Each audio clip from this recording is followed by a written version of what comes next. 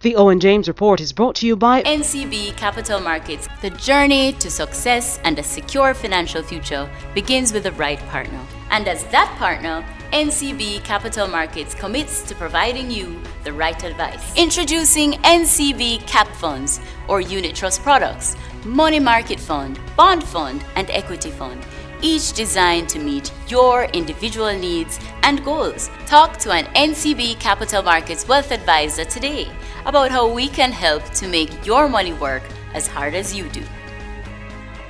Good evening. This is the Owen James Report.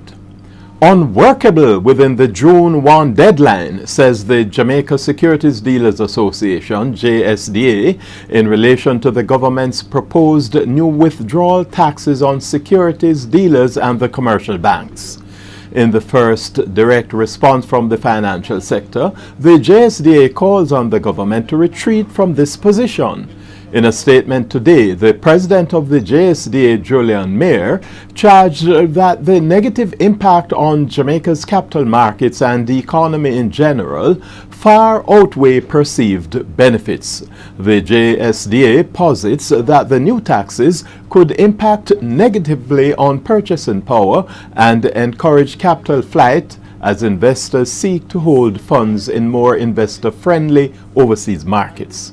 The securities dealers also say the new withdrawal tax will accelerate the devaluation of the Jamaican currency, putting pressure on even basic food items, and could also result in an increase in interest rates on loans.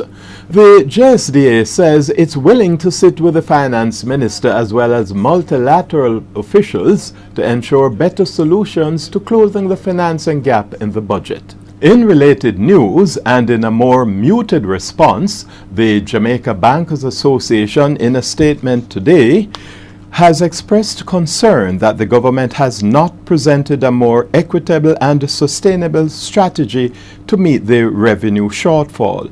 Specifically, the JBA expressed concerns about the proposed levy of $2.25 billion by the government on withdrawals from deposit-taking institutions and encashments from securities dealers.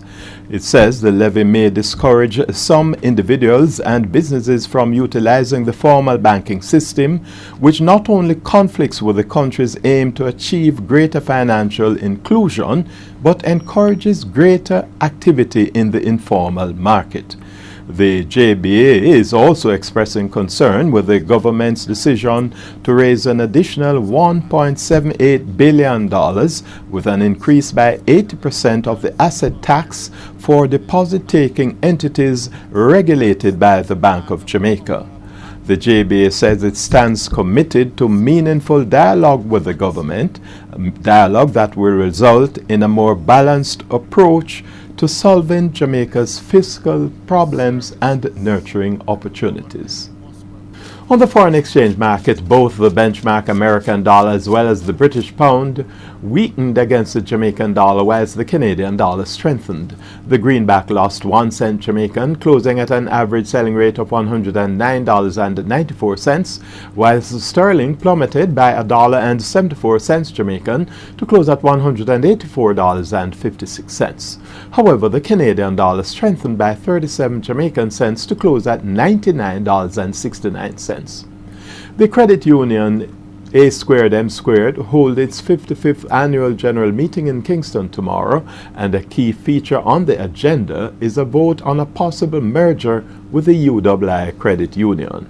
News on the regular Jamaican Stock Exchange now, where losses by highly capitalized stocks, NCB, Lime and Scotia Group mainly triggered falls in the indices. The main JC index fell by 851 points, or 1.2%. 20 stocks traded, with 3 advancing, 8 declining and 9 holding firm. And that's the Owen James Report. Good evening. The Owen James Report was brought to you by NCB Capital Markets. Talk to an NCB Capital Markets Wealth Advisor today about how we can help to make your money work as hard as you do.